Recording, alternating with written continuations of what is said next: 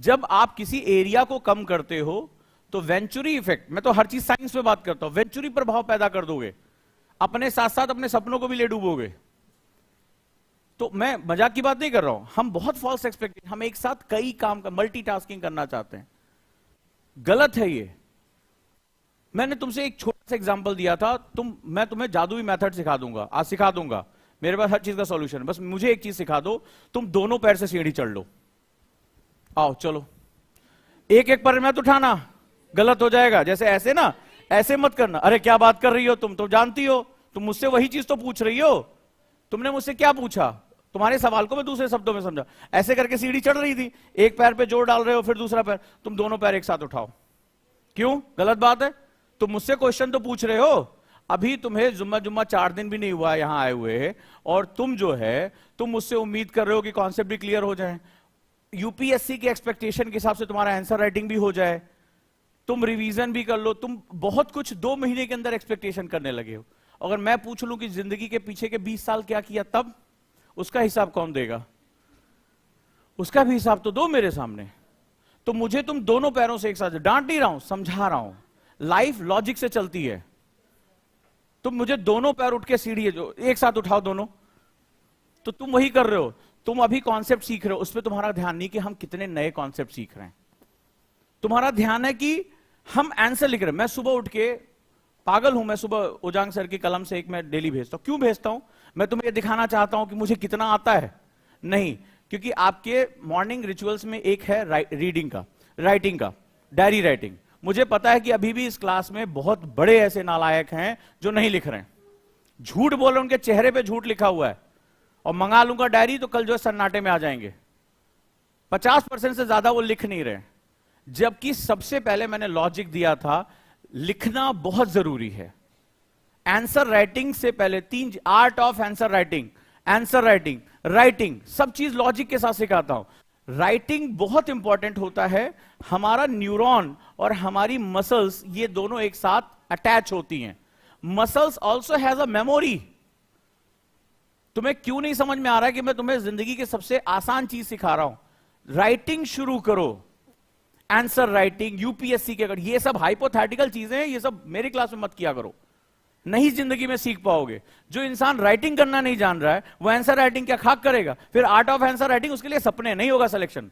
बेकार में अपना समय क्यों खराब कर रहे हो? मुझसे सच्चाई सुन लो, क्योंकि हर चीज की एक ग्रोथ प्रोसेस होती है। जो फर्स्ट स्टेप फॉलो नहीं करेगा वो लास्ट स्टेप पे नहीं पहुंचेगा। तुम बीज मत डालो और तुम सपने देखो, आह लहलहाती फसल होगी। अच्छा, तुम्हें खेत की जुताई के बारे में नहीं पता, तुम उसकी न्यूट्रिशन वैल्यू के बारे में नहीं पता, तुम अच्छे बीज नहीं बो रहे हो, लेकिन तुम्हारे ख्वाब बड़े जबरदस्त हैं। सर फसल इस बार बेचूंगा ना, अमीर बन जाऊंगा, फिर अमीर बन के कार खरीदूंगा, फिर कार से जो खेत जोतूंगा। तुम्हारे सपने बड़े तगड़े, तुम्हारे सपने ऐसे हैं, बट यू आर नॉट, जो पहला स्टेप है वो नहीं करो। ईमानदारी से बताओ, डेली 2 पेज राइटिंग कर रहे हो? डेली विदाउट एनी नागा, जितने दिन से आए हो अब तक तुम्हारी एक डायरी कंप्लीट हो जाएगी। डेली ईमानदारी से कसम खा के मुझे बताओ, without any single day missing, तुमने डेली आंसर राइटिंग की है? डेली की है? तो जितने दिन तुमने डायरी नहीं ली, अब उतने दिन तुम ब्रश नहीं करोगी।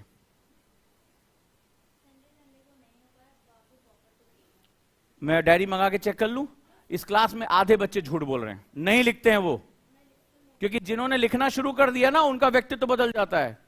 आप लिख के देखिए, आपके चेहरे पे आपकी लिखावट आ जाती है, क्योंकि लिखते ही आपकी 50% टेंशन खत्म हो जाती है। जिसने डायरी लिख ली वो बहुत से मैजिक के साथ परिचित हो जाएगा। सबसे पहला, वो अपने थॉट प्रोसेस को लिख देगा, उसकी जो ओवर थिंकिंग प्रॉब्लम है खत्म। एक डायरी में 2 पेज लिख के तो देखो, ओवर थिंकिंग की प्रॉब्लम खत्म हो जाएगी। मसल्स मेमोरी आ जाएगी, वो खुद ही अपना रास्ता ढूंढ लेगा।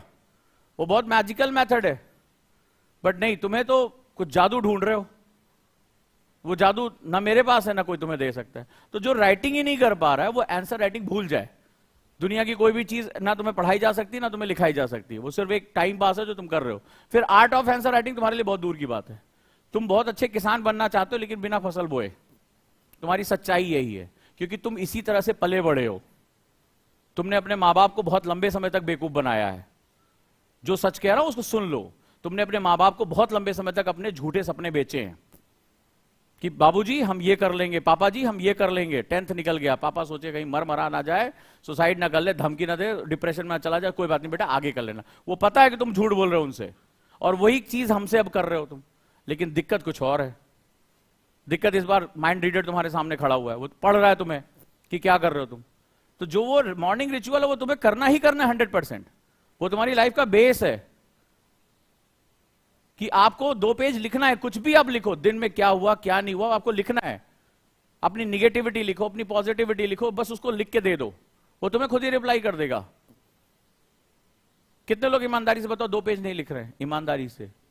7 के 7 दिन। It's a habit. नहीं लिख रहे हैं, नहीं लिख रहे हैं। कहाँ है? इंक मना कर देती लिखने से, हाथों में थकावट। 1 महीना 1.5 महीना हो गया, 1 से 2 पेज पहुंच जाना चाहिए था। तुम लिख के तो देखते, जो लोग लिख रहे हैं उनकी राइटिंग में सुधार आना शुरू हो गया होगा, उनकी थॉट प्रोसेस सही होनी शुरू हो गई होगी। Because you are thinking you are genius, and the biggest bullshit you are thinking about your own self. तुम अपने बारे में सबसे बुरी चीज यही सोच रहे हो कि तुम बहुत बड़े जीनियस हो, तुम कोई लास्ट में चमत्कार ढूंढोगे।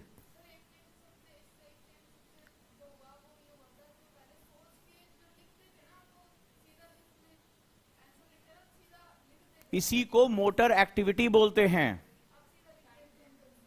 और तुम्हारे और मानसिक दिव्यांग के बीच में ज्यादा फर्क नहीं है।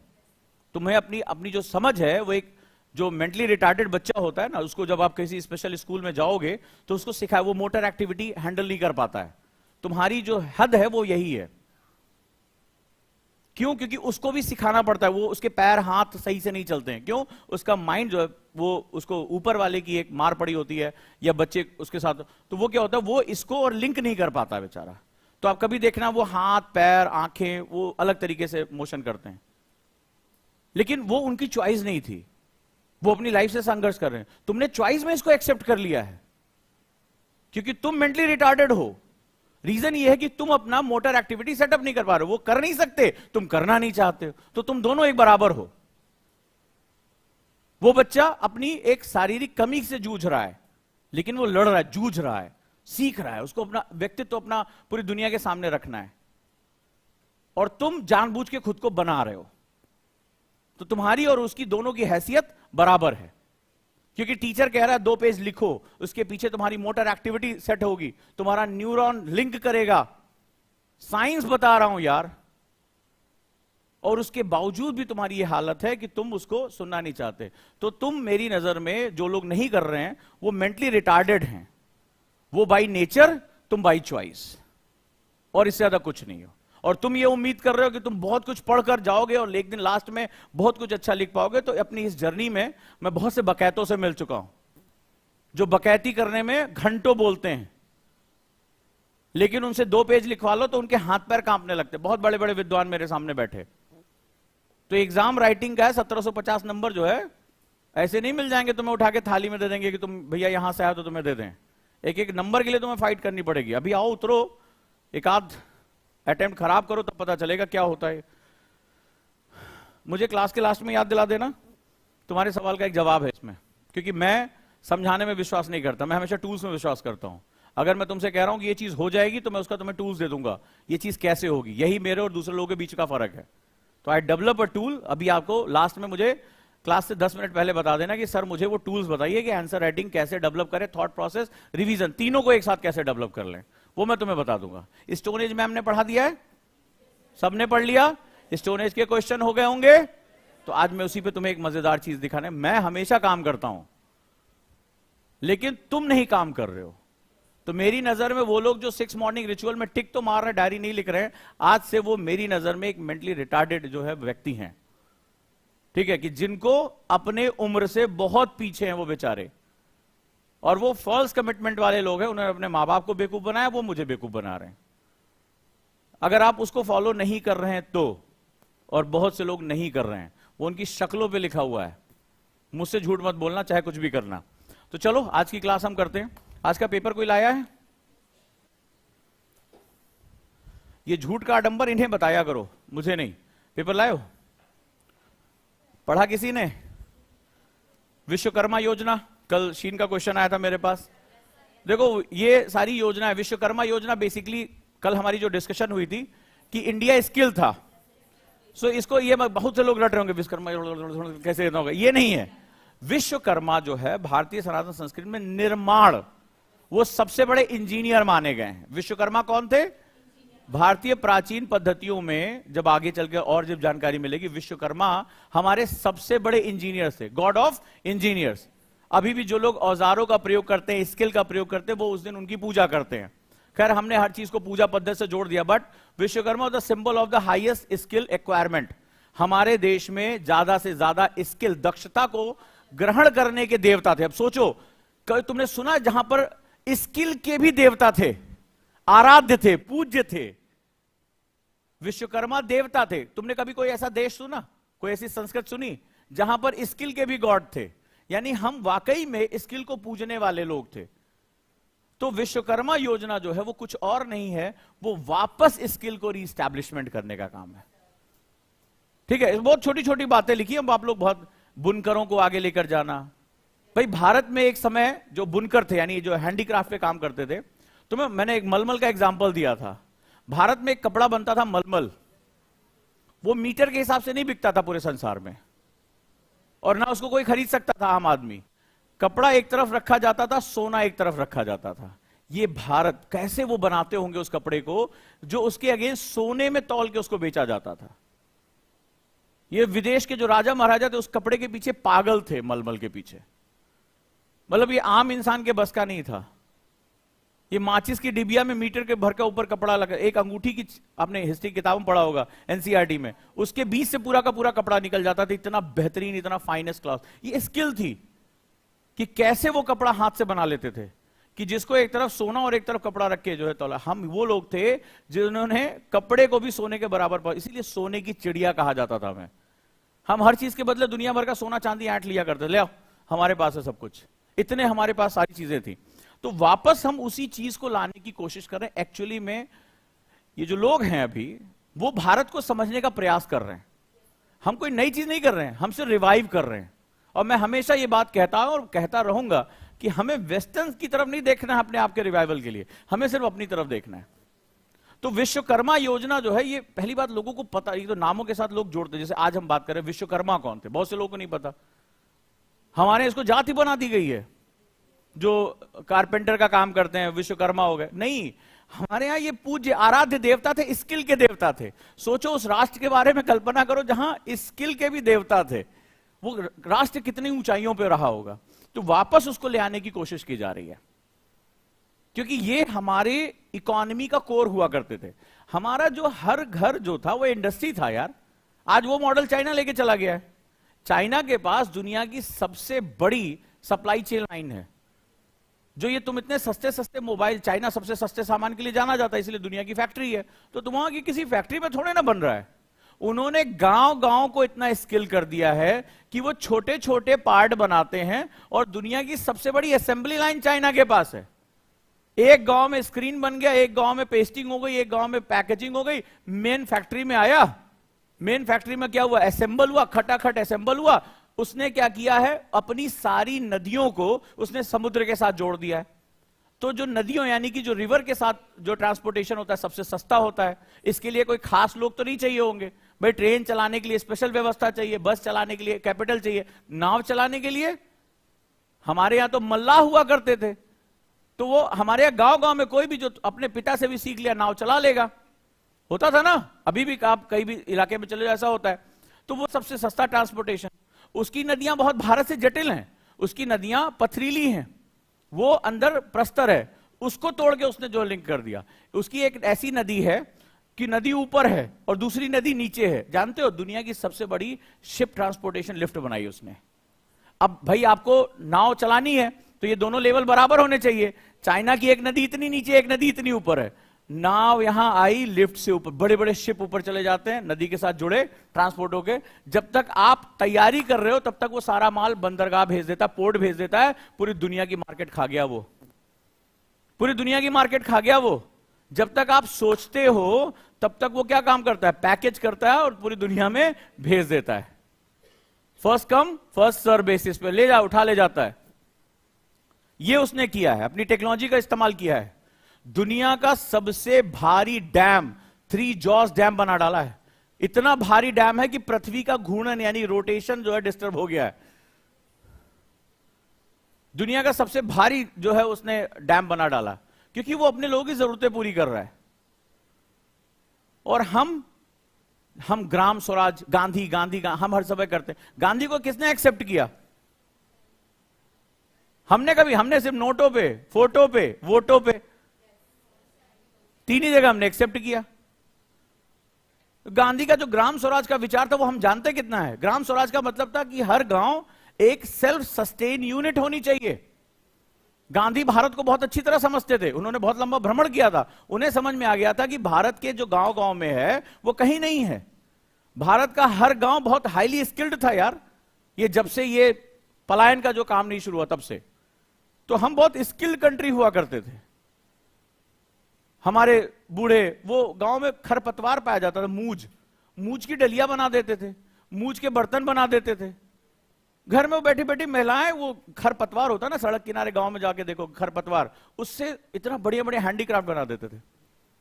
कभी जाओ हैंडीक्राफ्ट की तो वहां पे, कभी नॉर्थ ईस्ट में तो चप्पल, कपड़े में गया तो वहां पर बांस की शर्ट मैं देख के आश्चर्य, बांस से उन्होंने कॉटन बना दिया, बांस से रेशे बना दिए, बांस की चप्पल, बांस खाने में, बांस का पूरा पूरा सिस्टम बांस का, बैम्बू। अभी कल आया था ना इंडियन एक्सप्रेस में एडिटोरियल, वो यही है। तो हमारे गांव गांव में वो सारी चीजें थी। तो गांधी ने कहा इसी को अगर हम इनहेंस कर ले जाते तो हमारी इकोनॉमी बहुत बड़ी हो जाती। आपको नहीं आना पड़ता पलायन होकर दिल्ली, मुंबई, इन शहरों में सड़कों के किनारे सोने के लिए। तो भारत को विकास करने के लिए भारत को जानना बहुत जरूरी होगा, और उसके लिए भारतीय होना बड़ा जरूरी है। बड़ी प्रॉब्लम हमारे साथ ये रही है कि वो कहानी सुनी थी, भेड़ और भेड़िया। एक भेड़िया था, उसने भेड़ की खाल पहन ली थी और भेड़ के झुंड में जाके छुप गया था। तो हमारे साथ भी वही दिक्कत है, हम अंदर से भारतीय नहीं। तो कल मैं सोच रहा था, सोचते सोचते एक बड़ी अच्छी लाइन आई। हमने कहा चलो अपने बच्चों से बात करेंगे। हम भारतीयों के साथ बड़ी विडंबना है, बहुत दिक्कत है। जानते हो क्या? हमें पता सब कुछ, हम जानते कुछ नहीं है। बड़ी खूबसूरत सी लाइन है, लिख लेना, सोचना। हम भारतीयों को पता सब कुछ है, हम जानते कुछ भी नहीं है। अब इसके बारे में सोचना, मैंने कहा क्या? हमें पता सब कुछ है। बोले भाई अरे सब जानते हैं यार। बोले हाँ अरे सब जानते हैं, हम कर्म कांड कर रहे हैं, हम सारी चीजें कर रहे हैं, हम व्रत उपवास भी कर रहे हैं, हम पूजा पाठ भी कर रहे हैं, हम सारी चीजें कर रहे हैं, हमें पता सब कुछ है। हम क्यों कर रहे हैं? हम जानते कुछ भी नहीं है, बस हम कर रहे हैं। तो ये हमारे साथ एक बहुत बड़ी दिक्कत है। तो विश्वकर्मा योजना जो है वो उसी स्किल को उभारने का नाम है। ठीक है, चलें आगे। तो हम लोग बात कर रहे थे अपने सिस्टम के बारे में। तो यहां पर जो चीज है हमारी, लगातार जो डिस्कशन चल रहा है, सबसे पहले हमने राइजिंग नेशन के बारे में समझा, स्ट्रैटेजिक कल्चर के बारे में समझा। एक और खबर आई है इसमें, वो तो मुझे लग रहा है सीधे सीधे लाइन ही आ गई है।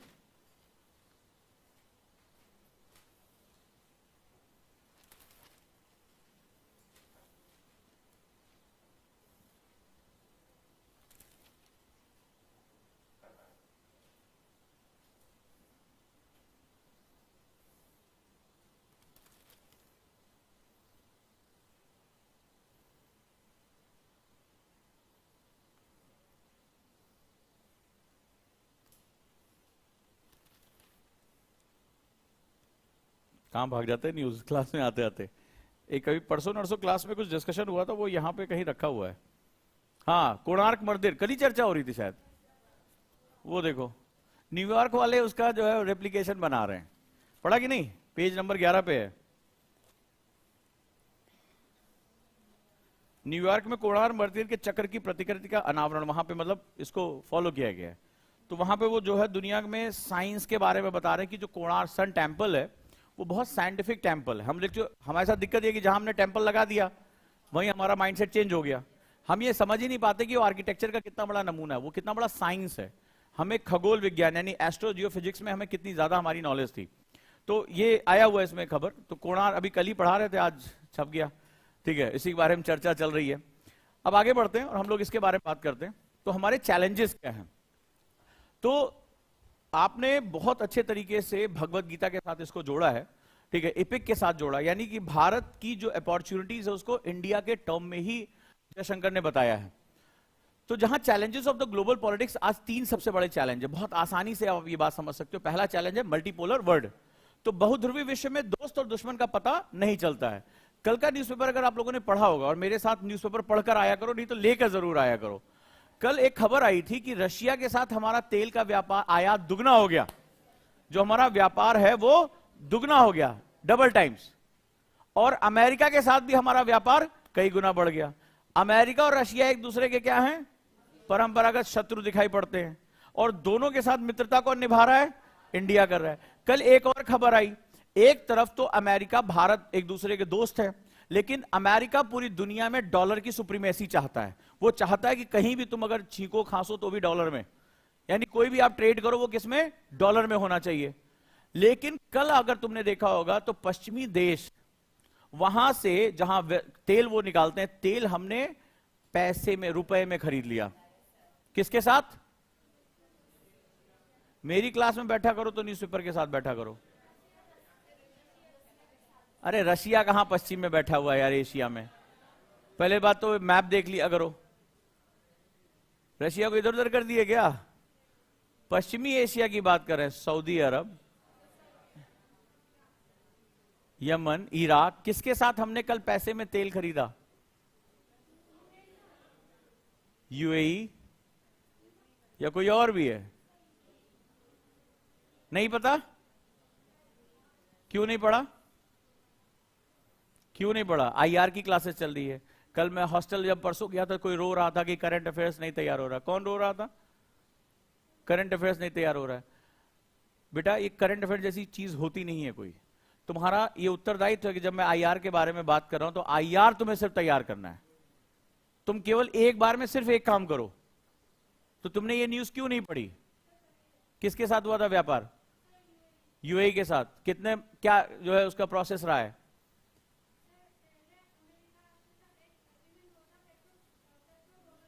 बिल्कुल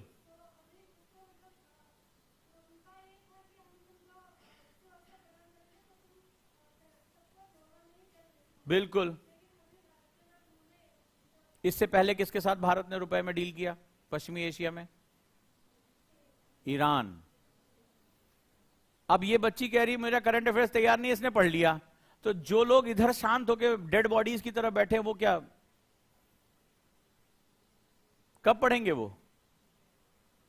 और आईआर मतलब विदेश, जहां पे भी भारत इन्वॉल्व है, जो भी विदेश, आपको सिर्फ वही पढ़ना है और कुछ इस समय ध्यान नहीं देना है कि आईआर तैयार कर लो। जब इकोनॉमिक्स शुरू होगी तो इकोनॉमिक्स तैयार कर लेंगे। तुम तो इकट्ठे ही सारा आईएएस एक दिन में तैयारी करना चाहते हो। बाकी दिन क्या करोगे? 365 दिन में 364 दिन क्या करोगे?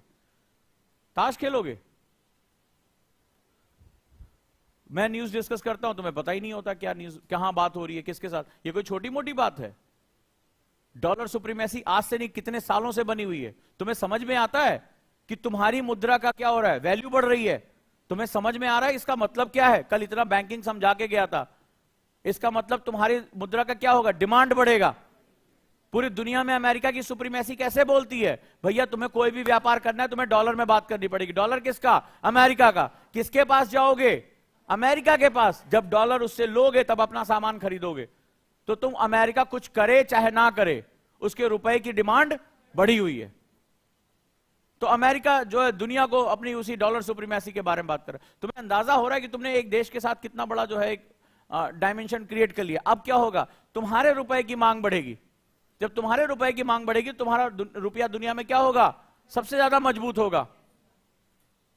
जो और भी देश होंगे वो तुम्हारे साथ जुड़ेंगे जो डॉलर को डील नहीं कर सकते। अफ्रीका के ज्यादातर देश जो है डॉलर को डील कर पाने की हालत में नहीं है, तो वो भारत की तरफ आएंगे।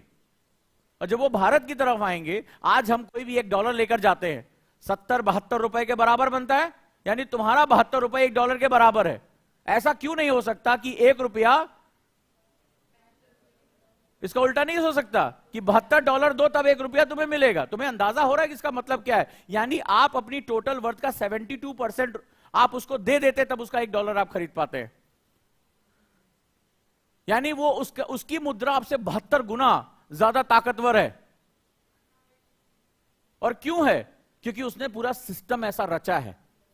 उसने ऐसे रातों रात पैदा नहीं कर लिया, उसने दुनिया की ऑर्गेनाइजेशंस, उसने गैट बनाया, WTO बनाया, IMF बनाया, वर्ल्ड बैंक बनाया, उसने यूनाइटेड नेशन में सबसे ज्यादा फंडिंग की, पूरी दुनिया की सारी ऑर्गेनाइजेशन उसने अपने हिसाब से, उसने काटसा बनाया, उसने स्टार्ट बनाया कि जरा सा भी हिल के देखो, न्यूक्लियर सप्लायर ग्रुप बनाया कि तुम्हें कुछ भी करना है मुझसे पूछना पड़ेगा। उसने दुनिया भर की ऑर्गेनाइजेशन में अपनी पैठ बढ़ाई, अपनी ताकत बढ़ाई और फिर कहा I am the boss, I am the boss.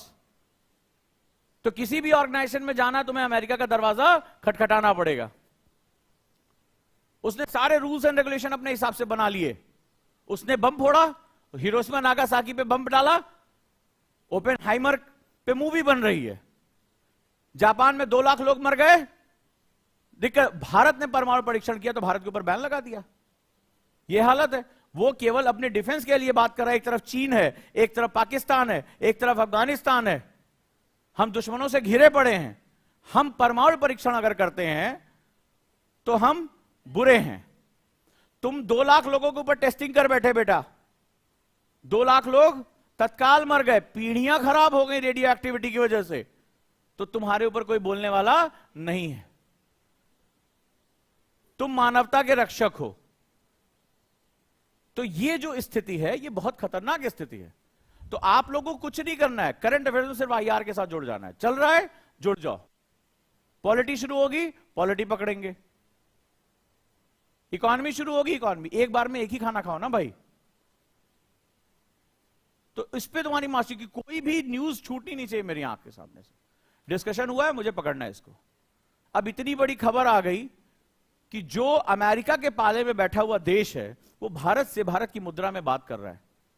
कितनी आसानी हो जाएगी तुम्हें अंदाजा ही नहीं। इसके बहुत बड़े डिप्लोमैटिक, बहुत बड़े इसके डिप्लोमैटिक प्रभाव है। क्योंकि यूएई क्या है, वो राजधानी है तेल की, वो सबसे बड़ा हब है क्रूड ऑयल का।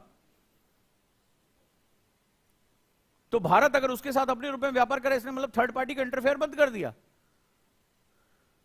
हम भारतीयों को इसकी चिंता, हम भारतीय इसके बारे में बात करते हैं, रुपया गिर रहा है, रुपया बढ़ रहा है। अरे तो हम इसके बारे में क्यों नहीं बात करते? किसी दिन अमेरिका आके हमारे सामने खड़ा हो, भैया 1 रुपया दे दो, हम तुम्हें अपना $72 दे रहे हैं। हम इसके बारे में बात क्यों नहीं कर रहे हैं? क्योंकि ये कोई नई चीज नहीं है। तुम हंसोगे, लेकिन कभी भूगोल पढ़ना तो टीचर से पूछना, सर टॉलमी के बारे में बताया। टॉलमी ने एक स्टेटमेंट दिया था। हिस्ट्री के टीचर से बात करना, जब आधुनिक भारत शुरू होने वाला होगा। टॉलमी ने कहा था भारत बहुत दुष्ट देश है। क्यों? क्योंकि हमारा सारा सोना चांदी खींचे लिए जा रहा है। वो नफरत करता था भारत से। उसने स्टेटमेंट दिया, और खींचे लिए जाने का मतलब हम कुछ भी जाके ट्रेड करते हैं, इंडिया हमारा सोना चांदी लेके चला जाता है। हर चीज पे पूरी दुनिया हम पे डिपेंडेंट थी। पूरी दुनिया हम पे डिपेंडेंट थी। इसने लिखा कि भारत एक दुष्ट देश है, हमारा सारा सोना चांदी लीले चला जा रहा है।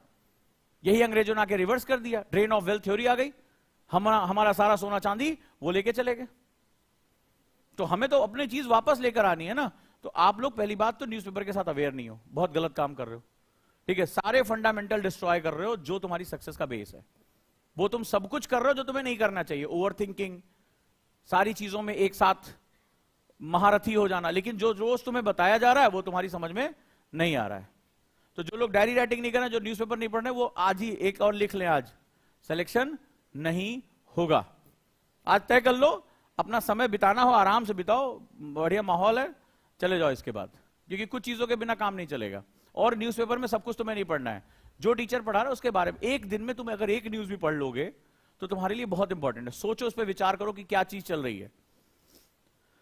दूसरा, बैलेंस ऑफ पावर, शक्तियों का संतुलन। तो संतुलन जैसी कोई चीज होती नहीं है, ये बात याद रखना। प्रैक्टिकली कोई भी चीज संतुलित इस संसार में नहीं होती है। नदी भी संतुलित नहीं होती है।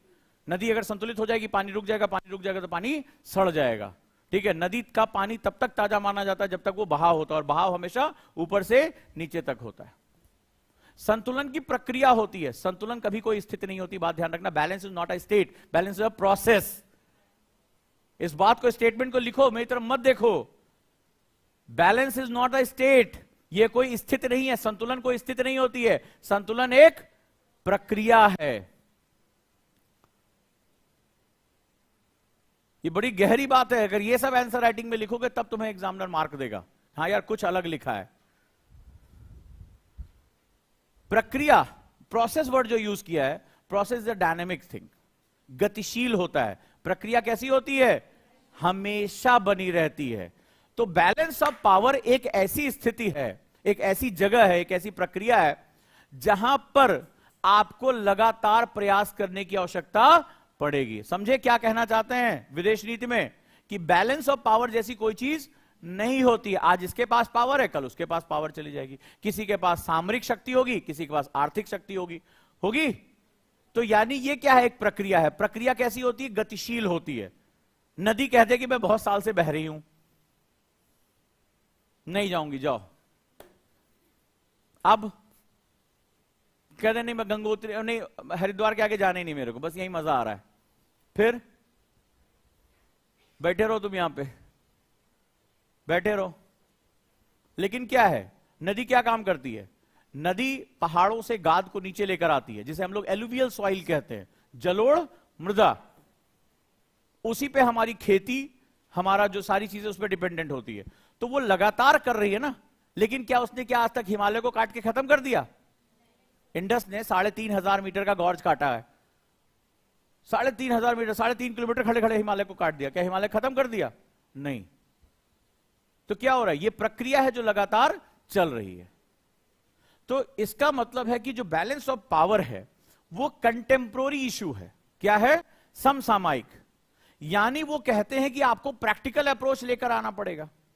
यानी पहले की जो तुम्हारी जरूरत, तुमने कहा नॉन अलाइन मूवमेंट, हम किसी ग्रुप में नहीं जाएंगे, but now it is you have to create your own group. India आज सबसे बड़े डेमोग्राफिक पोजीशन में बैठा हुआ है, सबसे बड़ी यूथ आबादी है हमारे पास। तो इंडिया कट ऑफ होकर नहीं रह सकता, क्योंकि बहुत लोग आ रहे हैं भाई, बाजार है भारत श्रम शक्ति है। यूरोप थक रहा है, हमारी वैल्यूज हैं, हम मानवतावादी दृष्टिकोण के लोग हैं। यूरोप में बहुत से लोगों को बसाया गया, दंगे हो रहे हैं, लेकिन भारतीय जहां जा रहे हैं उस कंट्री में क्या कर रहे हैं? अपना पॉजिटिव योगदान कर रहे हैं। कल वो ब्रिटेन जिसने हमें जेम्स मिल ने हमें नेस्तनाबूद करने की कोशिश की थी, हमारी सनातन परंपराओं को ध्वस्त करने की कोशिश की थी, उसका प्रधानमंत्री जय सियाराम बोलता हुआ घूम रहा है। तो इतिहास का कालखंड क्या हो रहा है? वापस लौट रहा है। ये चीज समझने की बात है। वो उस राष्ट्र का, वो भारतीय मूल का नहीं है। बात की बात करेंगे, ऋषि सुनक की बात कर रहा हूं। वो किसी राष्ट्र का प्रधानमंत्री है, और वो जो स्टेटमेंट देगा वो पूरा देश सुनेगा। कुछ लोग नफरत करेंगे, कुछ सोचेंगे कि क्यों कहा। तो इसका मतलब है खोजबीन शुरू होगी कि वैल्यूज क्या हैं। तो जब खोजबीन शुरू होगी तो व्हाइट मैन्स बर्डन से वो बाहर निकलेंगे कि किस तरह से वो उनके अंदर समझ में आएगा, जिसको हमने गुलाम बनाया था आज वही हमारा प्राइम मिनिस्टर है। और जब वो आएंगे तो ये बात कहेंगे कि इसका मतलब है कुछ तो इसके अंदर ऐसी बात होगी। तो फिर वो उसका अध्ययन शुरू करेंगे, आर्टिकल लिखे जाएंगे, चेतना फैलेगी। तो अगर आज हरे कृष्णा हरे रामा मूवमेंट सैन फ्रांसिस्को का सबसे बड़ा मूवमेंट बन सकता है, वो अंग्रेज धोती कुर्ता पहन के घूम सकते हैं, हरे कृष्णा हरे रामा गाते घूम सकते हैं, तो ब्रिटेन जिसने हमें इतने सालों तक अपनी सुप्रीमेसी से परिचित कराया, उसको हम अपनी परंपराओं से परिचित क्यों नहीं करा सकते? राइट और रॉन्ग? वहां के 2 व्हाइट प्रधानमंत्रियों ने ब्रिटेन की ऐसी तैसी कर दी, लेकिन एक भारतीय उनकी अर्थव्यवस्था को संभाले हुए। लिज ट्रस से 40 दिन गवर्नमेंट नहीं संभली, ठीक है, यह हालत थी। और इसके पहले के प्रधानमंत्री भी नहीं संभाल पाए कोविड टाइम में। लेकिन आज एक भारतीय क्या कर गया? आज उसने कोविड के बाद के चैलेंजेस से ब्रिटेन को बाहर निकालना। पूरी दुनिया भारत के टैलेंट को समझ रही है। इस समय वर्ल्ड बैंक का अध्यक्ष कौन है?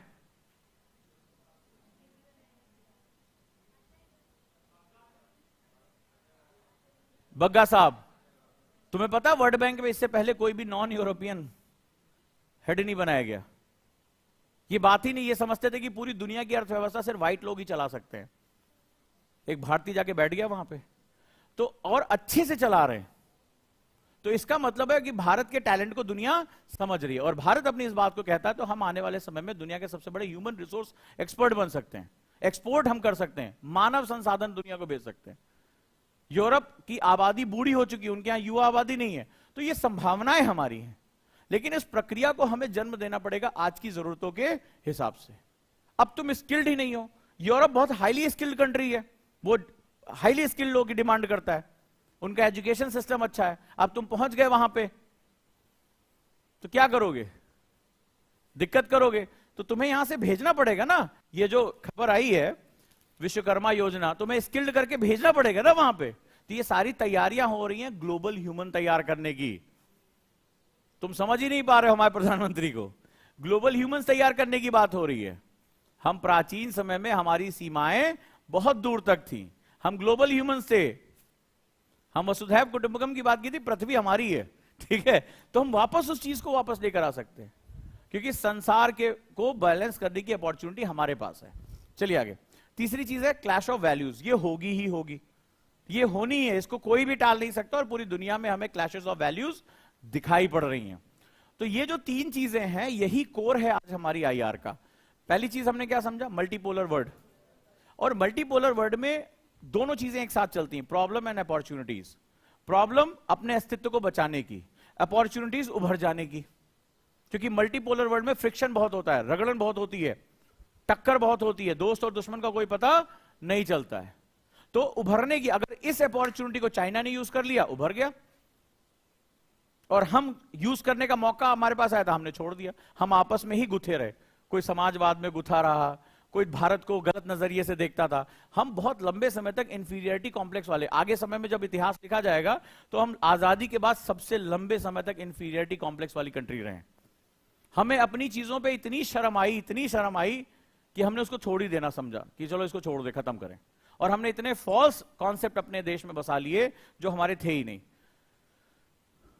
अब बात करते हैं कि महाभारत से क्या कहते हैं, बहुत अच्छे तरीके से इसको समझाते हैं। आईआर में क्या चीजें बदल रही हैं। तो आज अभी जो मैंने डिस्कशन किया वो डिस्कशन बड़ा गहरा है।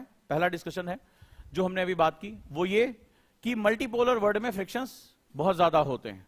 दूसरा हमने समझा कि बैलेंस ऑफ पावर कोई स्थिति नहीं है, ये प्रक्रिया है, यानी ये लगातार चलने वाली प्रक्रिया है। आप कभी भी एक नियम या एक कानून के हिसाब से आगे नहीं बढ़ सकते। एग्जाम्पल कल का ले लो, आज का भी ले लो। जैसे हमारे यहां था कि जब 370 हटाने की बात आई तो बहुत से लोग चिल्लाए। आज बहुत बढ़िया स्टेटमेंट आया है, सब चीजें आपस में जुड़ी हैं। तुम्हारे लिए न्यूज़पेपर पढ़ना, सिर्फ हेडिंग पढ़ के न्यूज समझ जाओगे, इतना मैं तुम्हें कर दूंगा। अब एक स्टेटमेंट वेद साहब का आया। वेद साहब उस दिनों जो है बहुत ही बड़े आईपीएस ऑफिसर हैं और बहुत इन्होंने अपने बलिदान दिए, बहुत मेहनत काम किया इन्होंने जो है कश्मीर में शांति के लिए। इनका एक स्टेटमेंट आया है, कश्मीर में स्वतंत्रता दिवस पूरे उत्साह से मनाया गया, हर कोई तिरंगा लिए चल रहा था। अनुच्छेद 370 के दौर में इसकी कल्पना भी नहीं कर सकते थे। लाल चौक में तुमने तिरंगा फहराया, गोली आगे कनपट्टी पे लगी, खत्म। ठीक है, ये स्थिति थी। कश्मीर में सुरक्षा व्यवस्था में बड़ा परिवर्तन आया, जिसे देखकर नहीं लग रहा, जो ये देख के नहीं समझ पा रहा है वो या तो दृष्टिहीन है, यानी कि वो आंख से अंधा है, या फिर उसका कोई खास एजेंडा है, नैरेटिव है कि भारत कश्मीर में शांति कैसे हो गई। और आपने देखा कि कश्मीर में सबसे बड़ी तिरंगा रैली निकली, नोटिस आप लोगों ने किया होगा, पढ़ा होगा आप लोगों ने। ये कोई छोटी मोटी बात नहीं है। अब अगर तुम ये कहो कि नहीं 370 हटना गलत है, जैसे Shah Faisal IAS officer, IAS topper रह चुके हैं, उन्होंने जाकर 370 के खिलाफ जो है याचिका दायर की। आज वो अपने स्टेटमेंट में कह रहे हैं कि हाँ मेरे दृष्टिकोण में गलती थी। तो वहां के बहुत से ऐसे नैरेटिव्स थे, एक समय था, यही बहुत से मिनिस्टर थे जो कहते थे कि 370 10 पुश्ते हट जाए तो भी नहीं हटेंगी, नहीं हटेगा। हटा, लोगों ने कहा अब कश्मीर बर्बाद हो जाएगा। क्या बर्बाद हुआ? नहीं। आज वो आगे फल फूल रहा है, वहां के लोग राष्ट्र भावना के साथ जुड़ रहे हैं, वो वेट कर रहे थे इस बात का। टूरिज्म बढ़ रहा है। और अभी भी आप देखिए, कल जो है मनोज सिन्हा जी जो वहां के उपराज्यपाल, उनका स्टेटमेंट आया है कि कई देशों ने भारत के खिलाफ एडवाइजरी जारी की है कि कश्मीर की यात्रा ना करें। उन्होंने कहा यह बिल्कुल गलत नैरेटिव है, ये अभी भी उसी मानसिकता के साथ है। उन्होंने अपने नागरिकों को बोल दिया कि कश्मीर मत जाना, सेफ नहीं है। ये स्थिति उन्होंने कर दी, ये स्थिति उन्होंने कर दी। ये बिल्कुल गलत पोजीशन है। इसका मतलब क्या है? इंडिया के खिलाफ नैरेटिव्स बनाए जा रहे हैं। अब आपने एक डिसीजन ले लिया 370 का, तो बैलेंस ऑफ पावर में हमने जो एक सीखा कि दिस इज अ प्रोसेस। तो कोई चीज अगर तुम्हारी पुरानी गलत है तो क्या तुम उसको आज सही नहीं करोगे? और अगर वो नहीं, एक फलाना व्यक्ति है, उनका बहुत बड़ा नाम है, सारे इंस्टीट्यूट उनके नाम पे हैं, उन्होंने कर दिया तो हम इसको लेके चलेंगे। तो जब आप किसी चीज को एक समय से ज्यादा ढोते हैं तो वो क्या हो जाता है? भार हो जाता है। जैसे एक एग्जांपल लेता हूं, इस ग्लास का वजन कितना होगा? 250 ग्राम। 250 ग्राम। इस ग्लास को इस क्लास में हर व्यक्ति उठा सकता है? उठा लोगे? पक्का? पक्का? कोई बड़ी चीज नहीं है। ये देखो इश्यूज क्या होते हैं, एक कंट्री का बैलेंस ऑफ पावर समझो, ठीक है। इस एग्जांपल को याद रखना। अब क्या हुआ कि ये तो कंफर्म है ना, सब लोग उठा लोगे? कोई ऐसा है उसको एक आध रोटी बढ़वा देते हैं, ठीक है। अच्छा, अब इसको 15 मिनट तक हाथ में लेके खड़े रहो, हाथ में दर्द शुरू होगा। अचानक से ये 250 ग्राम का ग्लास बहुत भारी लगने लगेगा। अब इसको आधा घंटा लेके खड़े रहो, अचानक से तुम्हें लगेगा कि तुम शायद ये 250 ग्राम का ग्लास नहीं उठा पा रहे हो। होगा? घर पे आप ट्राई करके देखना, ग्लास छूट जाएगा हाथ से आसान। अब देखो दर्द शुरू हो गया, 1-1.5 मिनट हो गया, अभी 15 मिनट बीतेगा तो और हाथ कांपेगा। तो क्या चीज हो गई? क्या ग्लास का वजन बढ़ गया? ग्लास का वजन बढ़ गया? आप ट्राई करके देखना, आधे घंटे बाद तुम्हारे हाथ में इतना दर्द हो रहा है, ये ग्लास छूट जाएगा, गिर जाएगा। सो जब कंट्री किसी भी, अब बहुत ध्यान से समझना, किसी ऐसे विचार को जो अपने समय में उसके बाद वो बेकार हो रही है, अगर उसको लेके ढोती है तो फिर उसको देर तक वो बर्दाश्त नहीं कर सकती। समझ में आया इश्यू का मुद्दा? और ये सिर्फ इंटरनेशनल पॉलिटिक्स नहीं, अगर देश में कोई भी चीज है, चाहे वो पैट्रियार्की हो, चाहे वो इतिहास हो, चाहे वो नदियों को जोड़ने की बात हो, चाहे अपने लोगों को पढ़ाने की बात हो, चाहे डिजिटल डिवाइड की बात हो, किसी भी चीज में अगर कोई ऐसी चीज, चाहे वो पंथ के साथ जुड़ी हो, धर्म के साथ जुड़ी हो, किसी भी चीज के साथ, अगर वो आज के लिए रिलेवेंट नहीं है और अगर आप उसको लेके ढो रहे हो, सो इट्स अ बर्डन। इस आराम से 250 ग्राम का ग्लास उठ सकता है, कोई दिक्कत नहीं, क्लास का हर व्यक्ति उठा सकता है। लेकिन राष्ट्र अगर इस बोझ को बहुत दिन तक टांगेगा तो क्या होगा? असहनीय हो जाएगा। यही चीज होती है balance of power. This is a process, you have to identify this कि हो गया, अब हमें नए भारत की नींव रखनी है।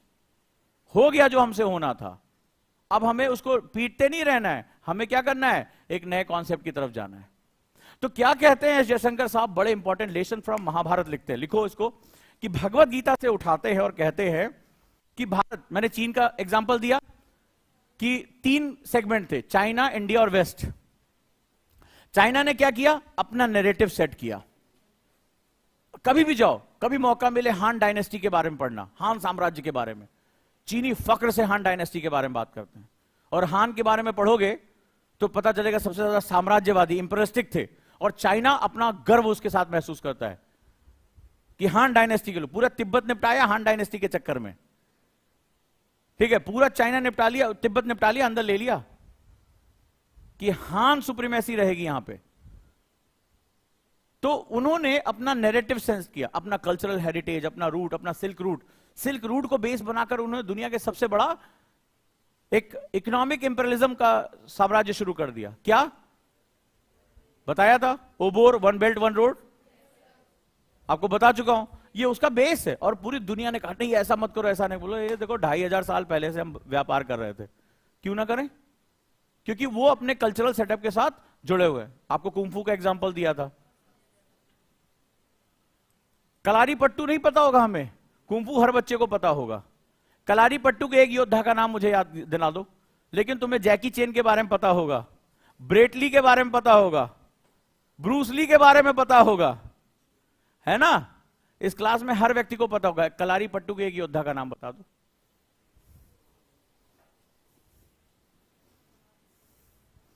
हमें पता सब कुछ है, हम जानते कुछ भी नहीं। बड़ी प्यारी लाइन है, किताब लिखी जा सकती है इस पे। तो ये हमारी स्थिति है, हम अपने बारे में नहीं जानते और हम दुनिया भर के बारे में जानते हैं। तो ये स्थिति, तो इसने क्या किया? अपना बेस बना लिया। आज कभी जाके पढ़ना कुंफू की फिल्म इंडस्ट्री कितनी बड़ी है। China's martial art industry $1 billion के ऊपर निकल चुकी है। $1 बिलियन, मतलब उनका दबदबा है। शाओलिन में लोग पैसा, बड़े बड़े आदमी शाओलिन टेंपल जाने के लिए पैसा खर्च करते हैं। वो रहस्य, रोमांच से भरी हुई चीजें हैं, हम कभी नहीं बता पाए दुनिया को। वेस्ट ने क्या किया? डिक्टेटरशिप कर ली नॉर्म से। सारे यही माई बाप हैं, हम तुमसे कह रहे हैं मानवतावादी है, हाँ ये, और हमारे लोग भी वहीं से पढ़ लिख कर आए, उन्होंने वही सारी चीज, इसने नैरेटिव सेट कर लिया। भारत को अपना नैरेटिव सेट करना था, लेकिन भारत ने क्या किया? वेस्ट के ऊपर रिलाई करते हैं। One who is western that is modern.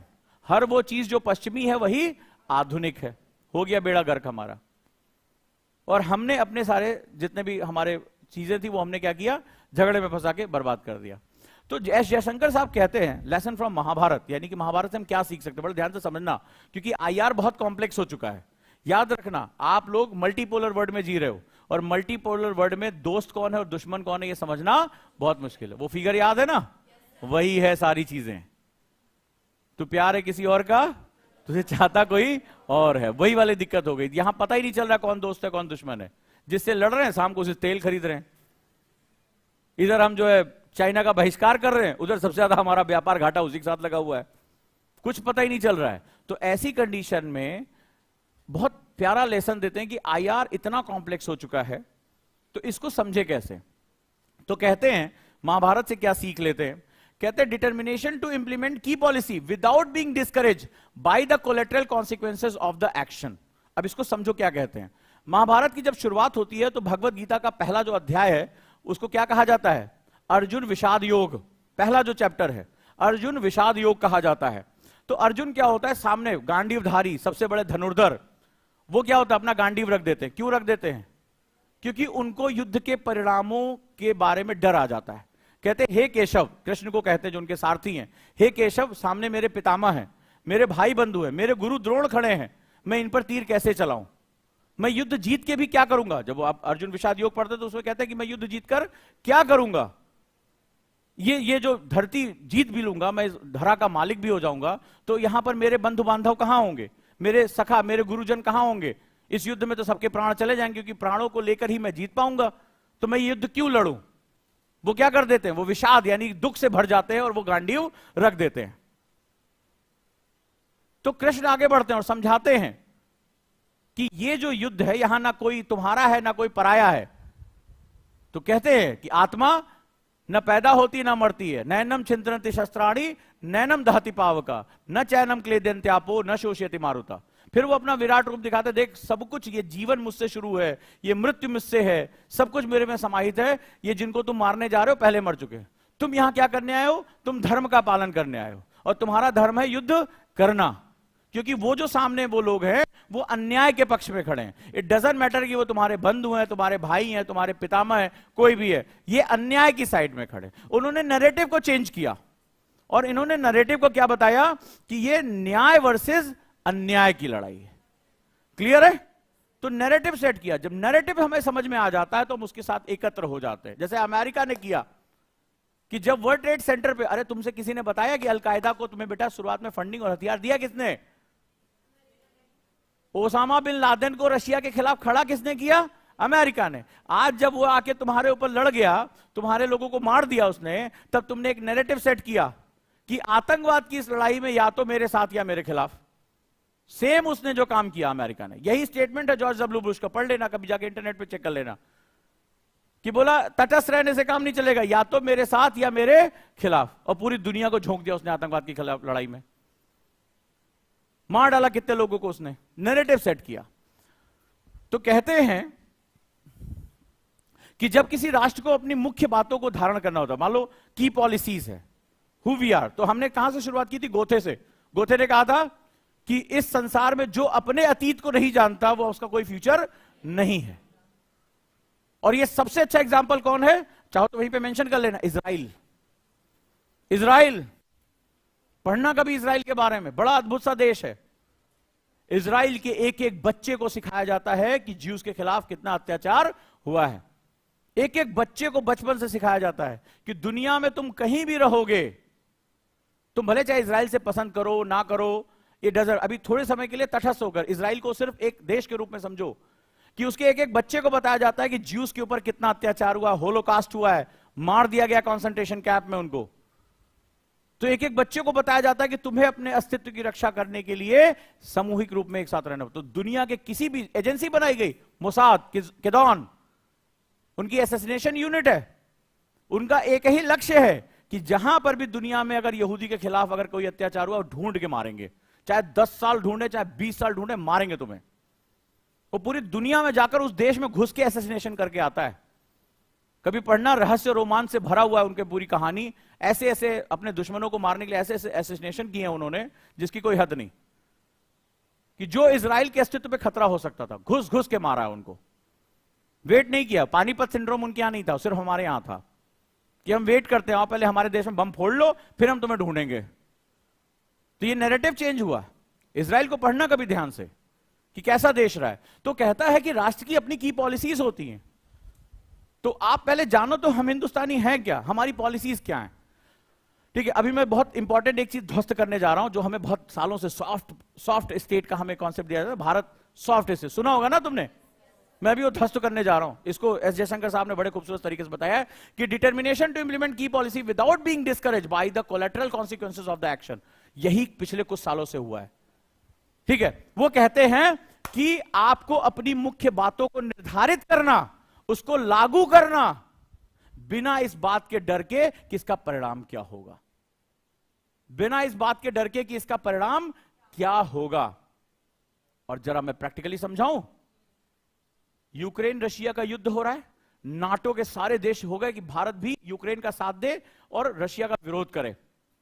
Bharat जाता है रशिया से तेल खरीद लेता है क्योंकि उसको पता है कि युद्ध में खर्चा बढ़ेगा, इसके पास बहुत बड़ा पेट्रोलियम भंडार है, यही मौका है, किसी भी दाम पे खरीद लो।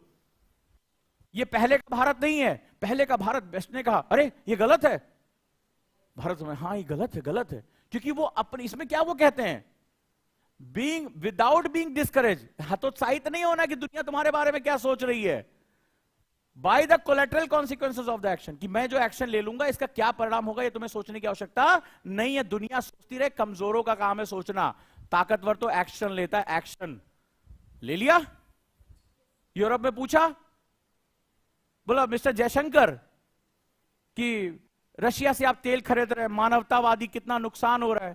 बोले जाओ यहाँ, बोले यस। अब उसके हाथ में लगा था, पहले डरा कुचला इंडियन पहुंचेगा, वो बेचारा अंग्रेजी 4 क्वेश्चन में बड़े बड़े भारी शब्द डर जाएगा। ये पढ़ा लिखा आदमी, इंडियन फॉरेन सर्विसेज का जबरदस्त एक ऑफिसर, इतना काम किया इसने ग्राउंड लेवल पे। बोले आओ, एक बड़ी फेमस लाइन बोल दी, मिस्टर निकलो इस मेटल ट्री से। पहले तुम्हें जो लगता था ना कि यूरोप की प्रॉब्लम पूरी दुनिया की प्रॉब्लम है, तुम छीको तो पूरी दुनिया छीके, तुम खांसो तो पूरी दुनिया खांसे, और दुनिया की प्रॉब्लम तुम्हारी प्रॉब्लम नहीं है। ये लाइन कितनी फेमस हुई, ये वहीं से निकल कर आया। अमेरिका का एक नियम है काटसा, तो भारत को यह था कि भाई इधर चाइना इधर पाकिस्तान है, पाकिस्तान वाले जब देखो तब मिसाइल दाग देंगे, मिसाइल दाग देंगे, और कोई भरोसा थोड़े ना उनके वहां कौन सा स्टेट है कौन सा नॉन स्टेट है पता ही नहीं चलता। कल को पता चला कि हाफिज सईद बैठा हुआ है, बोला हम सोच रहे हम ही रक्षा मंत्री हो जाए, वहां कुछ नहीं पता है। अब मान लो एक आध मिसाइल दागी ने, फिर पगलेटों को कोई भरोसा थोड़े ना है, बोले बहुत दिन से खाली पड़ी है, एक्सपायरी होने वाली है, छुड़ा ही देते हैं। अब आपको जो है वो डिफेंस सिस्टम चाहिए, एयर डिफेंस सिस्टम चाहिए, मिसाइल डिफेंस सिस्टम। रशिया के पास S-400 था। अमेरिका का एक नियम है कि रशिया के साथ अगर आप डिफेंस टाई करोगे तो काटसा के आपके ऊपर प्रतिबंध लग जाएंगे।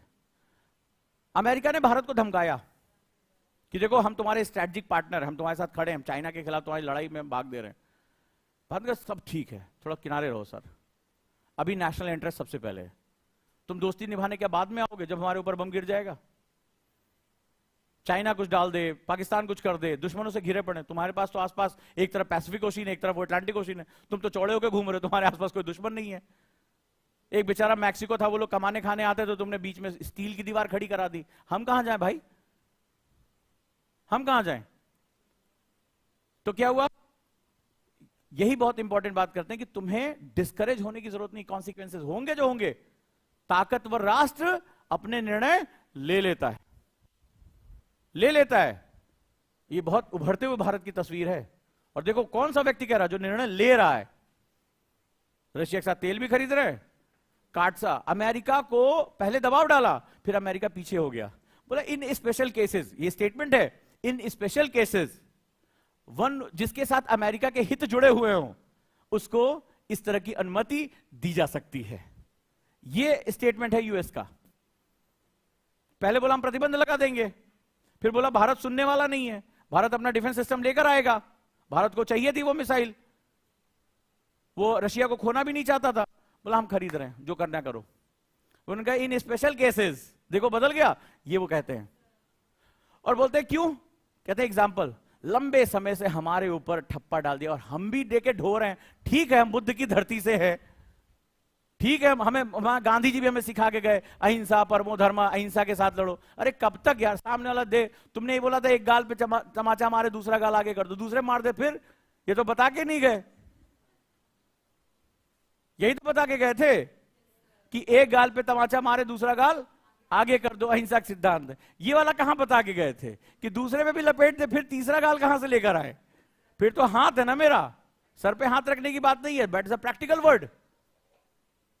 क्योंकि हमारी संस्कृतियों में और भी महत्वपूर्ण बात लिखी है कि क्षमा शोभती उसी भुजंग को जिसके विष में गरल हो। तो जो वीर है वही अगर शांति की बात करें, हमारे एपीजे अब्दुल कलाम साहब, जब उनसे उन्होंने पूछा गया कि आप मिसाइल क्यों बना रहे हैं, जब बेचारे इतनी मेहनत करके साइकिल पे रॉकेट लाद के ले गए थे, कभी पढ़ना अग्नि की उड़ान, एक फोटो देखना, तो बेचारे साइकिल पे ढो ढो के, बैलगाड़ियों में ढो ढो के इंस्ट्रूमेंट ले जाते थे। तो बोला आप क्यों इतनी मेहनत कर रहे हैं, आप क्यों भारत को, भारत अहिंसा का देश है, बुद्ध का देश है, महावीर का देश है। तो उन्होंने एक लाइन बोला, फेमस स्टेटमेंट उनका, पढ़ना किताब को, कि भाई शांति की बात ताकतवर के मुंह से अच्छी लगती है, कमजोर जब शांति की बात करता है तो कुचला जाता है। ठीक है, जैसे हमारे गांव में बोला जाता है, गरीब की मेहरारू गांव की भौजाई, ठीक है, वही वाली हालत है। तो गरीब आदमी किसी की, जो उसकी कोई सुनवाई नहीं है। ताकतवर की वाइफ हो तो क्या होगा, सर दीदी दीदी नमस्ते, और गरीब आदमी की वाइफ हो, अब भाभी क्या कर रही हो, ठीक है, इस तरह से लोग बात करते हैं। तो कहते हैं बड़ी कहावत की बात है।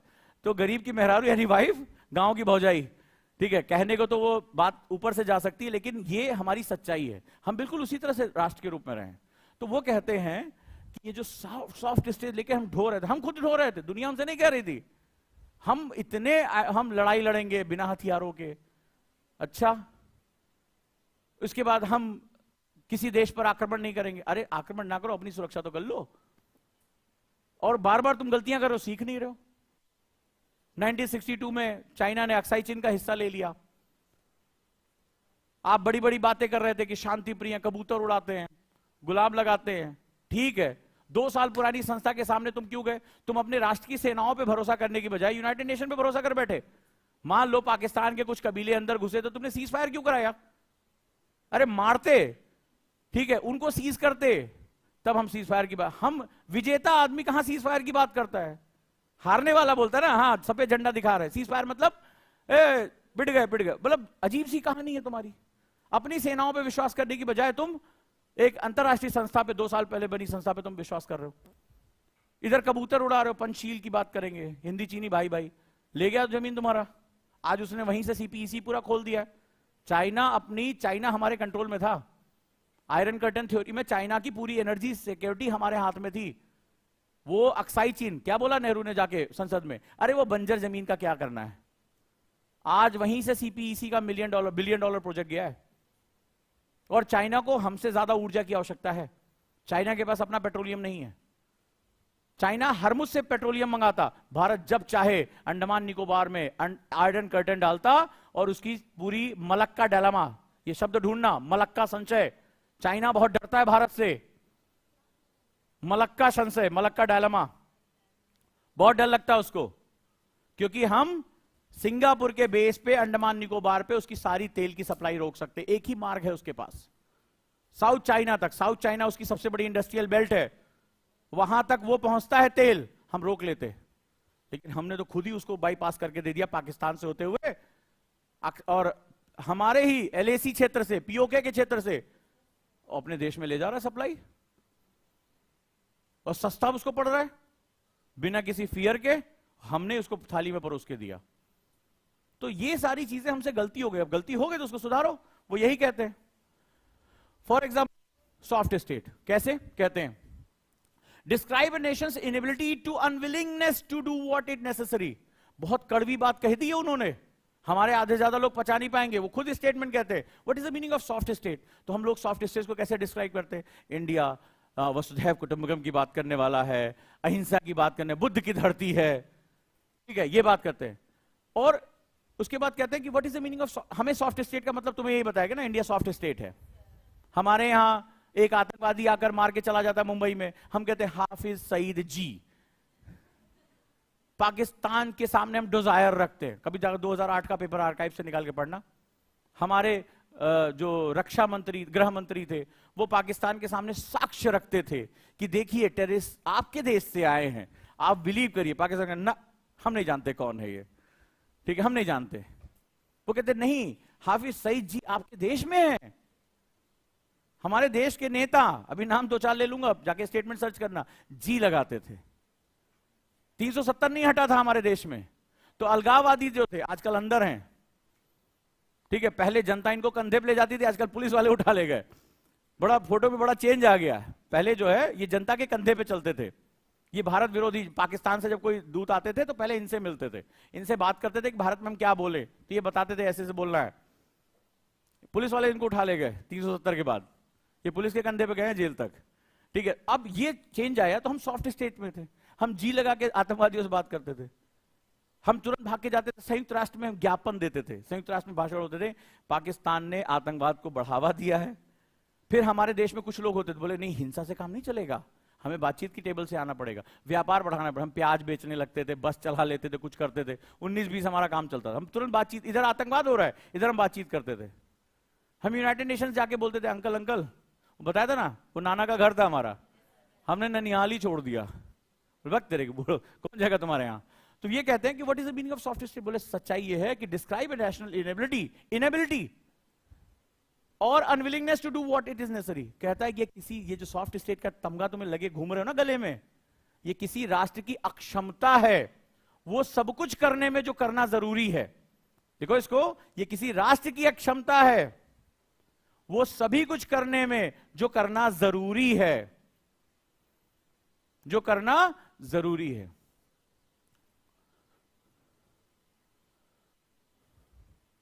फॉर एग्जाम्पल कहते हैं फाइट अगेंस्ट टेररिज्म। आतंकवाद के खिलाफ युद्ध में हमारी हालत खराब थी, हम बोल ही नहीं पाते थे, हमारे देश में बवाल हो जाता था, हमारे देश में बवाल हो जाता था। बाटला कांड के बारे में पढ़ना, हमारे महान शहीद शर्मा जी जो इंस्पेक्टर थे शहीद हुए वहां पे, पढ़ना, उनकी मृत्यु को फेक बता दिया गया था। आतंकवादियों से लड़ते उन्होंने अपनी जान दे दी थी, दिल्ली में अटैक करने आए थे, उनके ऊपर कॉन्स्पिरेसी हो गई। अरे जिस देश में जब सर्जिकल स्ट्राइक पे गवाह मांगे जा रहे हैं कि दो हमें, अगली बार हो तो इनके लेके जाओ, हम तो कह रहे हैं कि भाई हाथ कंगन को आरसी क्या पढ़े लिखे, बोले चलो अब अगली बार हम लेके चलेंगे। फिर देखे कितने लोग गवाही मांगते हैं कि हुआ क्या था, आके खुद ही बताएंगे। कान के बगल से एक गोली गई, फिर दूसरे कान के बगल से एक गोली गई, साक्ष्य मांगते घूम रहे सेनाओं से। तो ये कहते हैं कि फाइट अगेंस्ट टेररिज्म। एग्जाम्पल देता हूं, हमारे यहां हम इतना ज्यादा चीजों को संतुष्ट करने में लग गए कि भारत का कोई प्रधानमंत्री इजराइल की यात्रा नहीं करता था, क्योंकि इजराइल और फिलिस्तीन दोनों एक दूसरे के खिलाफ थे। हमारे देश में एक वर्ग ना नाराज हो जाए, वर्ग की हमें चिंता है, राष्ट्र की चिंता नहीं है। इजराइल जो दुनिया की सबसे सोफिस्टिकेटेड स्पाई एजेंसी अपने साथ रखता है, दुनिया की सबसे बड़ी इंफॉर्मेशन सिस्टम रखता है, उसकी कंपनी पेगासस दुनिया के किसी भी मोबाइल में एंटर कर सकता है। ईरान का पूरा परमाणु संयंत्र सिर्फ वायरस से उड़ा दिया उसने, अपने आप ब्लास्ट कर गया। ईरान जो है वो न्यूक्लियर बम बना रहा था, और ईरान का एक ही सपना है किसी भी तरीके से इजराइल को खत्म करे। अपने देश की सुरक्षा के लिए उसने इतना खतरनाक सॉफ्टवेयर डेवलप किया और इंप्लांट किया कि धड़ धड़ धड़ धड़ करके सारे के सारे सेंट्रीफ्यूज उसके फट गए। इतना खतरनाक देश है, जो बॉर्डर सिक्योरिटी का मालिक बैठा हुआ है वो तुम्हें टेक्नोलॉजी देने के लिए आगे बैठा हुआ है, और तुम डर के मारे कोई प्रधानमंत्री इजराइल की यात्रा नहीं करता था, क्योंकि भारत को अपना सॉफ्ट स्टेज का ठप्पा बहुत पसंद था। हमारे देश में एक वर्ग नाराज ना हो जाए, पहले उस वर्ग से बात करो कि राष्ट्र बड़ा है, तुम्हारा वर्ग बड़ा है। जब ये राष्ट्र ही नहीं बचेगा तो तुम कहां जाओगे? जब बम गिरेगा तो पूछ के गिरेगा, गिरूं क्या? हद हो गई। जब राष्ट्र ही नहीं बचता है, सीरिया से जाके पूछो क्या हुआ सीरिया का, क्या हुआ इराक का। जो मारने वाले थे वो अफगानिस्तान में जो बम फटा, अभी आपने देखा पाकिस्तान में बम फटा, वो एक समारोह था शादी का, लोग खुशियों के लिए इकट्ठा हुए थे। तो बम फोड़ने वाले कौन थे और बम से मरने वाले कौन थे? सभी एक ही धर्म को मानने वाले, एक ही पंथ को मानने वाले थे। तो ये आतंकवाद किसी का चेहरा नहीं हो सकता। आपको अपनी राष्ट्रीय सुरक्षा को सबसे पहले रखना पड़ेगा। हमारे यहां इजराइल कोई नहीं गया, हम खुल के बात ही नहीं करते थे। हम बैक स्टेज जाके बात करते थे, कहीं कोई नाराज ना हो जाए। ये हमारी स्थिति थी। और इजराइल कहता था कि तुम्हारी सीमाओं की सुरक्षा करने के लिए, अभी 3 दिन पहले किसने ड्रोन के बारे में पढ़ा? चीन की सीमा पर एक सबसे खतरनाक ड्रोन लगाया जाएगा। किसने पढ़ा 3 दिन पहले? वो इजराइल से आया है। नहीं पढ़ा तुम लोगों ने? 3 दिन पहले की न्यूज उठा के देखो, 3 दिन पहले की न्यूज उठा के देखो। हमने चीन की सीमा पर, एलएसी पर, वो इजराइल से आया हुआ ड्रोन लगाया है। इतना खतरनाक ड्रोन है कि बिना मानव के हस्तक्षेप के वो दुश्मन को पाते ही मार देगा। इतना खतरनाक ड्रोन है, हमने इजराइल से लिया है। आज हम जब खड़े हो रहे हैं तो हमें मिल रहा है ना। कश्मीर की सीमाओं की सुरक्षा करना बहुत कठिन काम है, बहुत कठिन है। लेकिन उसकी वजह से जो उसने हमें सेंसर्स, जो रडार्स दिए हैं, उसकी वजह से आज हम अपनी सीमाओं का प्रोटेक्शन कर पा रहे हैं। तो राष्ट्रीय सुरक्षा पहले है या तुम अपना कुछ भी घचपच लेके बैठे हुए हो? तो वो यही कह रहे हैं कि ये सॉफ्ट स्टेट जो लेके तुम घूम रहे हो ना फालतू में, वो उसको छोड़ो और जो नेसेसरी है वो करो। कहते हैं कि महाभारत के समय में एक छोटा सा एग्जांपल है। कहते हैं एक तरफ पांडव थे, एक तरफ कौरव। और कौरवों की सेना में कौन थे? पितामह भीष्म, गुरु द्रोण। गुरु द्रोण का एक ही सपना था कि अर्जुन दुनिया का सबसे महान धनुर्धर बने। इसके लिए उन्होंने एकलव्य का अंगूठा तक ले लिया। सबसे ज्यादा प्रिय कौन थे? अर्जुन थे इनको, भीष्म पितामह को। और अर्जुन के ही बाणों से मरे। और अर्जुन ने भी शिखंडी का सहारा लिया मारने के लिए। वो कहते थे कि कौरव की साइड में है, लेकिन यहां बात किसकी थी? बात यह नहीं थी कि तुम मेरे कितने जानने वाले। यही मैंने अभी आपको बताया कि मेरे यहां एक वर्ग नाराज हो जाएगा, मेरे यहां एक वर्ग की भावनाएं आहत हो जाएंगी, क्योंकि इजराइल और फिलिस्तीन में आपस में क्या है? दुश्मनी है। तो अगर कृष्ण ये सोचते या अर्जुन अगर ये सोचते कि भाई ये मेरे पितामह हैं, मुझे गोद में खिलाया है, ये मेरे गुरु हैं जिन्होंने मुझे संसार का सबसे बड़ा धनुर्धर बनने की शिक्षा दी है, तो क्या कभी इनको मार पाते? अगर हम ये तुष्टीकरण कर लेते कि ये ग्रुप ना नाराज हो जाए, ये वर्ग ना नाराज हो जाए, ये क्षेत्र ना नाराज हो जाए, तो क्या महाभारत का युद्ध जो है वो पांडव जीत पाते? कभी नहीं। तो नैरेटिव क्या सेट हुआ? नैरेटिव सेट हुआ न्याय और अन्याय का, धर्म और अधर्म का। तो किसी भी राष्ट्र को आगे बढ़ने के लिए अपना स्वयं का नैरेटिव बनाना पड़ता है। तो यहां ये बताते हैं युद्ध किसका था? धर्म क्षेत्रे कुरुक्षेत्रे। कुरुक्षेत्र को क्या बोला गया? महाभारत को धर्म युद्ध बोला गया। यानी मानवता की भलाई के लिए, मानवता के उत्थान के लिए, बुरी शक्तियों को मिटाने के लिए किया जाने वाला युद्ध है ये। तो उसमें यह नहीं देखा गया कि कौन किसका पितामह है, कौन किसका गुरु है, कौन किसका भाई है। दो ही पक्ष थे, या तो न्याय या अन्याय। और जो अन्याय के साइड है उसको जाना पड़ेगा, इट डजंट मैटर वो कौन है। तो यहां पर भी वही बात है, राष्ट्र या कोई ग्रुप। और हम ज्यादातर ऐसी बातें करते समय किसका ध्यान रख लेते हैं? किसी ग्रुप का। कहीं ये नाराज ना हो जाए, कहीं वो बाबू नाराज ना हो जाएं। जब श्रीलंका से हम बात करते थे तो हम तमिल फीलिंग्स में बात करते थे, क्योंकि वहां लिट्टे था, लिबरेशन टाइगर ऑफ तमिलीलम, प्रभाकरन, जिसने राजीव गांधी के गले में वो माला पहना दी थी। हमें अपना एक प्रधानमंत्री, युवा प्रधानमंत्री खोना पड़ गया था। तो सवाल यह है कि मैं किसी एक भाषा, किसी एक समुदाय, किसी एक क्षेत्र, किसी एक पंथ पे ध्यान दूं, या मैं राष्ट्र पे ध्यान दूं, राष्ट्रीय सुरक्षा पे ध्यान दूं?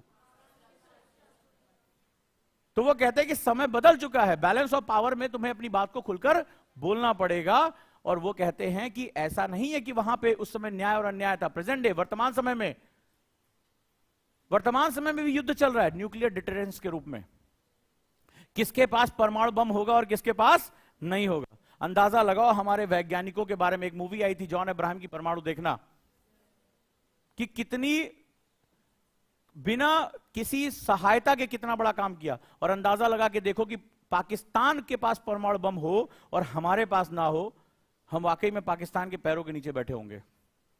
उसकी हिम्मत नहीं पड़ती है। और उसमें भी हम क्या, परमाणु बम बना लिया तो दुनिया को दिखाने के लिए बोला नो फर्स्ट यूज पॉलिसी। जब देखो तब वो उसका कोई मंत्री आ जाता था, वो फवादवाद टाइप के जो थे, भारत, पाकिस्तान का न्यूक्लियर बम गिरा देंगे, रखने के लिए थोड़े ना, दिखाने के लिए थोड़े ना, हम गौरी पे टांग देंगे, शाहीन पे टांग देंगे, बोलते रहते थे। पुराना कभी जाके यूट्यूब पे चेक करो। भारत भी, हम no first use policy, no first use policy, soft state. अरे वो तुम्हें धमका रहा है।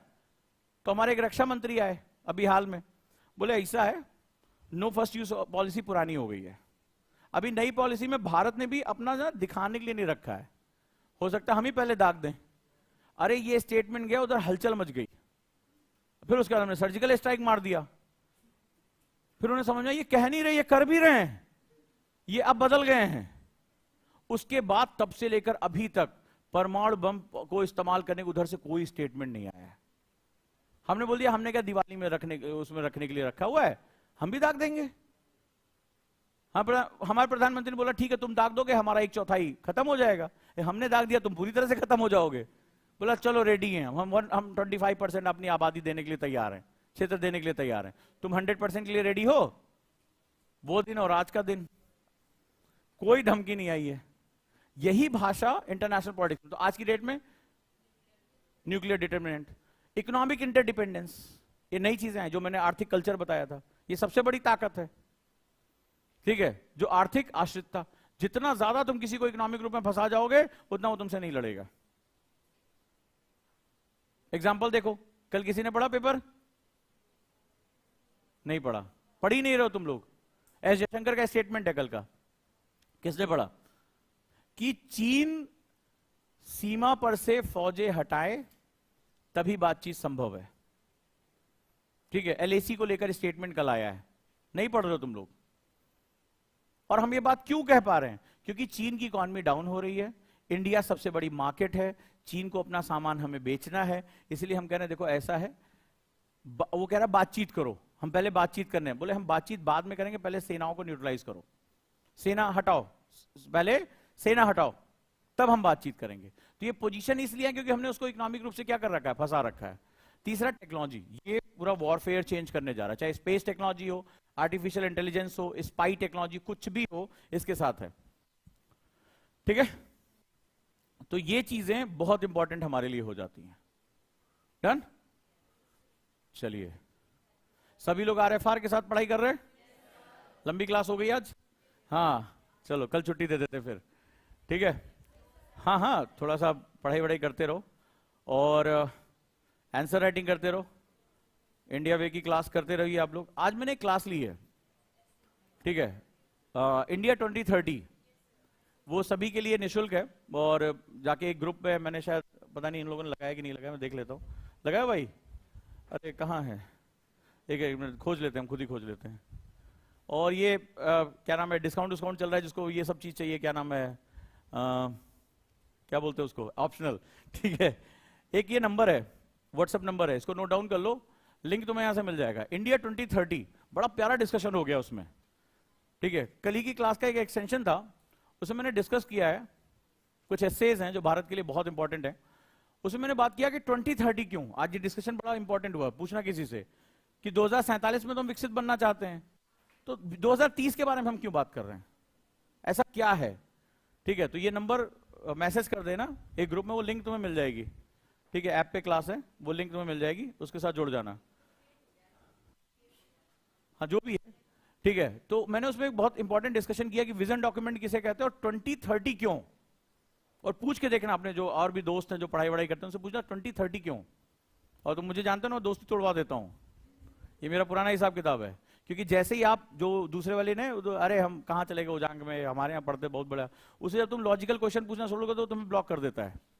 मेरे कई स्टूडेंट ने चैट वैट भेज रखी है, तो दोस्ती वोस्ती में बड़े प्यार से तोड़वा देता हूँ। क्योंकि उससे पूछोगे कि ये बताओ कि 2030 क्यों, लॉजिक बताओ। अभी कल ही बात आई 2047 में विकसित राष्ट्र बन जाएंगे, 2020 में हम सबसे युवा राष्ट्र बन गए, तो 2030 क्या लूडो खेल के निकाला है?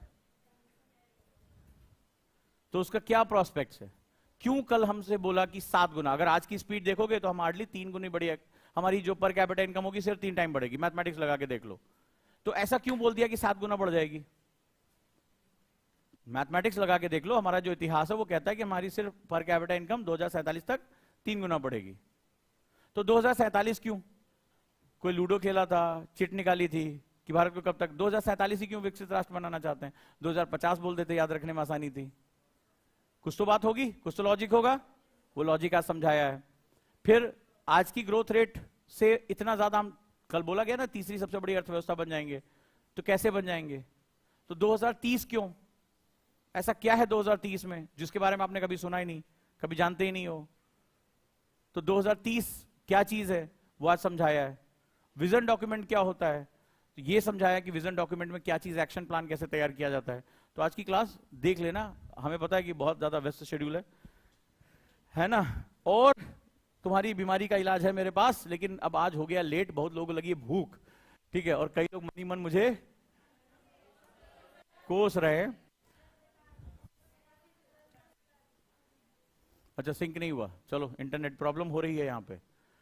तो आंसर राइटिंग का मेरे पास सेगमेंट